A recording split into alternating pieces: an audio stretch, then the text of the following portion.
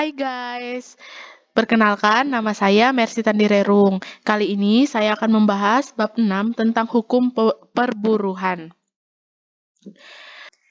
Terdapat beberapa istilah yang beragam dalam hukum perburuhan.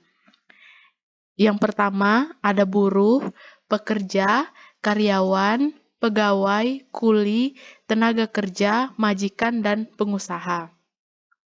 Istilah dalam hukum perburuan atau ketenaga kerjaan yaitu buruh sering dipakai sebagai sebutan untuk kelompok tenaga kerja yang sedang memperjuangkan program organisasinya.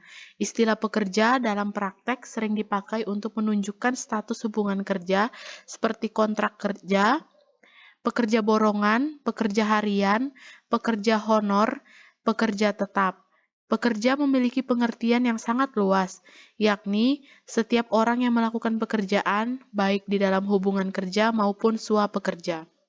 Karyawan merupakan orang yang berkarya atau bekerja, lebih diidentikan pada pekerjaan non-fisik, sifat pekerjaannya halus atau tidak kotor.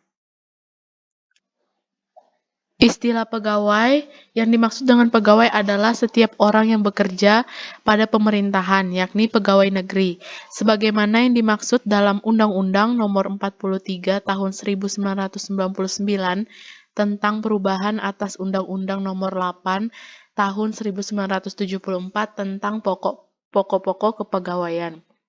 Istilah buruh terdapat dalam 4 buah undang-undang, yaitu sebagai berikut. Yang pertama ada Undang-Undang Nomor 23 Tahun 1948 tentang pengawasan perburuan. Yang kedua, Undang-Undang Nomor 22 Tahun 1957 tentang penyelesaian perselisihan perburuan. Yang ketiga, Undang-Undang Nomor 21 Tahun 2000 tentang serikat bekerja atau serikat buruh.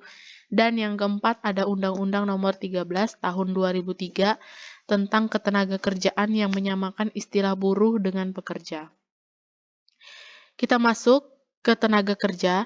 Tenaga kerja yang mengandung pengertian lebih luas lagi, meliputi pejabat negara, pegawai negeri sipil atau militer, pengusaha, buruh, swapekerja, penganggur, dan lain-lain.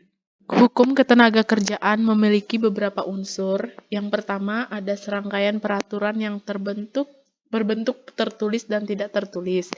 Yang kedua, mengatur tentang kejadian hubungan kerja antara pekerja dan pengusaha atau majikan. Yang ketiga, adanya orang yang bekerja pada dan di bawah orang lain dengan mendapat upah sebagai balas jasa. Yang keempat, mengatur perlindungan pekerja atau buruh, meliputi masalah keadaan sakit, seperti haid, hamil, melahirkan, keberadaan organisasi pekerja atau buruh, dan sebagainya.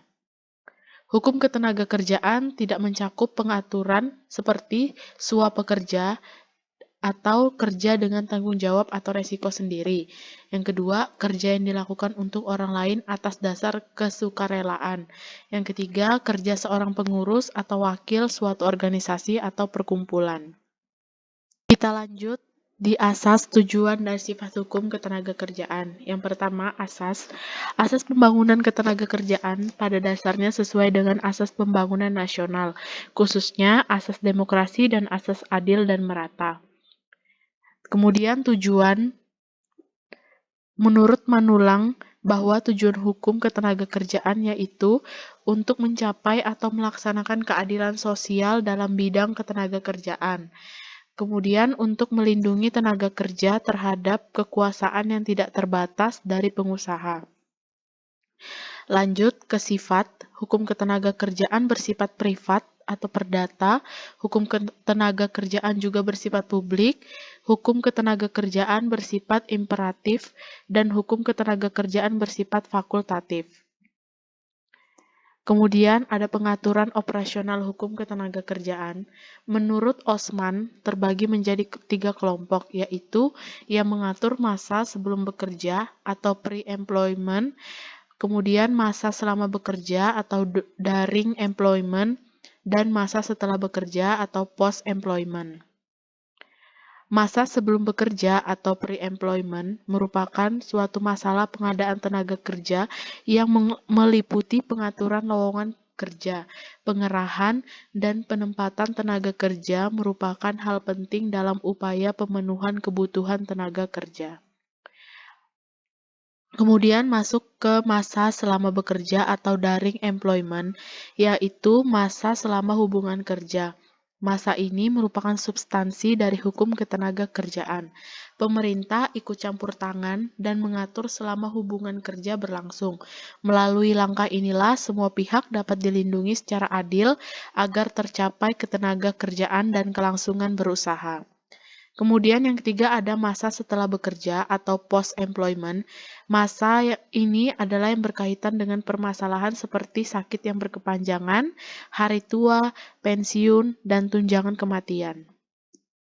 Unsur-unsur hubungan kerja ada 4. Yang pertama, adanya pekerjaan yang diatur dalam pasal 1601 KUH Perdata dan pasal 341 KUH Dagang. Yang kedua, adanya perintah orang lain yang diatur dalam pasal 1603 KUH Perdata. Yang ketiga, adanya upah yang diatur dalam pasal 1603 KUH Perdata. Dan yang keempat, terbatas waktu tertentu karena tidak ada hubungan kerja berlangsung terus-menerus. Kita masuk ke perjanjian kerja. Perjanjian kerja menurut pasal 1601 KUH Perdata ialah suatu persetujuan bahwa pihak ke-1 yaitu buruh mengikatkan diri untuk menyerahkan tenaganya kepada pihak lain yaitu majikan dengan upah selama waktu tertentu. Berdasarkan jangka waktunya, perjanjian kerja dibagi menjadi 2 macam. Yang pertama ada perjanjian kerja waktu tidak tertentu dan yang kedua ada perjanjian kerja waktu tertentu. Perjanjian kerja waktu tidak tertentu ini merupakan perjanjian kerja tersurat pada pasal 1603 ayat yang pertama KUH Perdata yang menyatakan bahwa waktu lamanya hubungan kerja tidak ditentukan baik dalam perjanjian atau peraturan majikan maupun dalam peraturan perundang-undangan atau pula menurut kebiasaan. Maka hubungan kerja itu dipandang diadakan untuk waktu tidak tertentu. Lebih lanjutnya lagi, dinyatakan dalam pasal 57 ayatnya yang kedua UU nomor 13 tahun 2003 tentang ketenaga kerjaan. Di samping alasan di atas, perjanjian kerja waktu tidak tertentu secara hukum otomatis terjadi sebagai akibat pelanggaran pengusaha terhadap pasal 57 ayatnya yang pertama, yakni membuat perjanjian kerja waktu tertentu secara tidak tertulis.